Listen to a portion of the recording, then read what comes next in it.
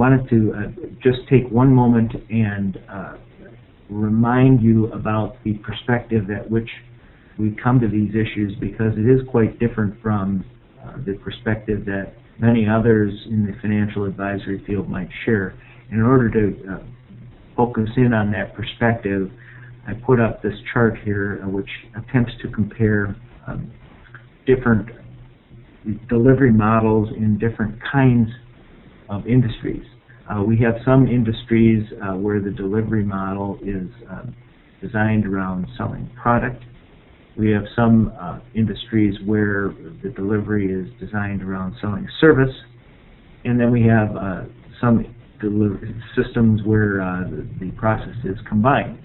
And so, for example, if we look at a product sales kind of an environment, and you consider automobiles, if you walk into a Ford dealer looking for an automobile, the advisor or whoever it is going to help you there is going to try to help you find a car, but you well recognize going into that process that they're only going to be focusing on the vehicles that they actually have to sell. You understand that, and you understand that at the beginning of the process, and so you kind of have your radar up about that as you're being told various things by that salesperson. Similarly, your insurance agents that are out there working with the public have the same type of response from the public. They realize that your agents are trying to sell them something, and that's all part of the arrangement. But the important thing is everybody understands that's what the arrangement is. Then you go over to the other side of the spectrum, service-oriented models, and we have things here like physicians and accountants.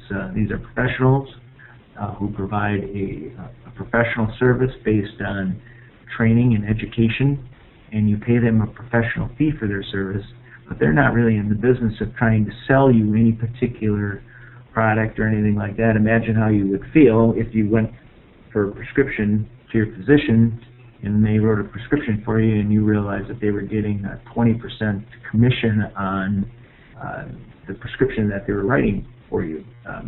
You'd have some serious question about the credibility and objectivity of the physician's work. And similarly with accountants, you go to them to have them do your tax returns, to have them do your audit work and so forth, but you recognize they're not there to sell you anything, they're just there to provide a service to you. And then in the middle we have combination type services. So for example, lawyers, some of the time they're providing services in fee for service kind of an environment, and sometimes they're providing those services in a contingent fee kind of an arrangement where their compensation is going to be dependent on whether they can get you to settle a case, for example. And we have auto mechanics. I don't know if any of you have had the experience, but I certainly have, where you go into the auto shop, they have them change your oil and rotate your tires, and all of a sudden they come back with this whole list of other things that you got to do, and you wonder, is this because I really need this, or is this because they're selling things? But the point of this is we have all these delivery models in other spheres of our existence, and we understand what's going on.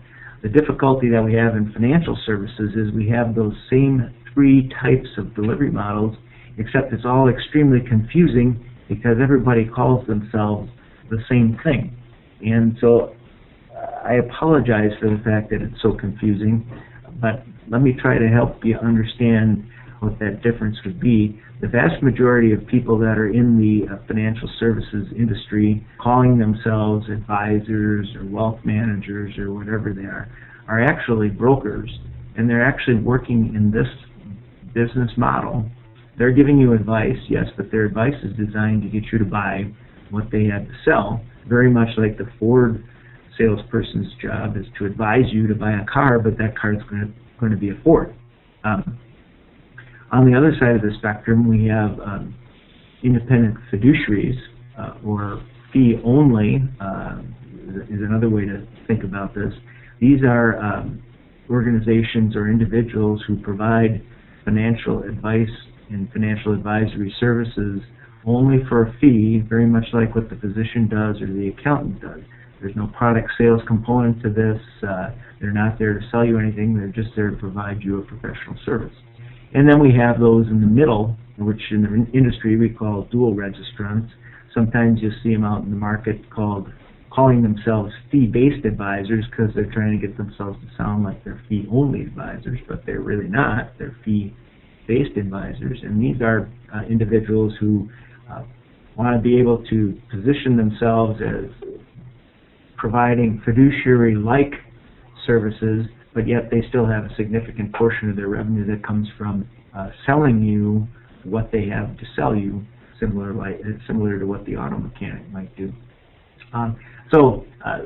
This is, unfortunately, again, all three of these different delivery channels end up calling themselves a lot of the same things, so it's very confusing, and we operate in this environment out here, the fiduciary fee-for-service kind of space that is completely independent from sale of any particular product or anything.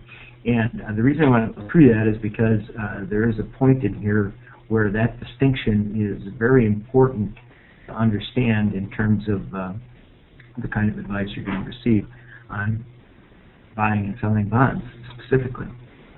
One final thing, this category right here, this is the vast majority. There's very few of these right here.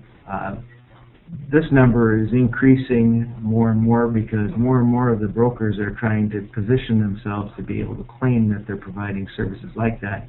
And as I was preparing for this session today, I got this email right here, which talks to this process of migrating from the left side over to the middle. This is a guy talking to people who are out selling insurance right now, calling them advisors, of course, the point I was just making.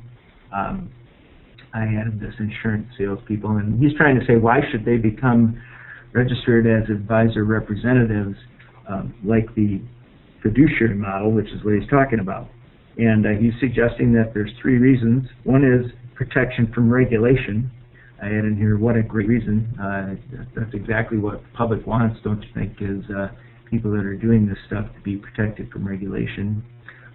Number two, earn significantly more income. I think that is truly an interesting observation, because he's suggesting that the reason people should do this is because they can earn more income from it, not because it's better for the customer or anything like that. So, as I said, I received this right in the midst of preparing for this session, and I thought it underscored why it is that we've got people moving from the left over to the middle, but none of these folks are way over on the right and providing the true fiduciary type services that we provide.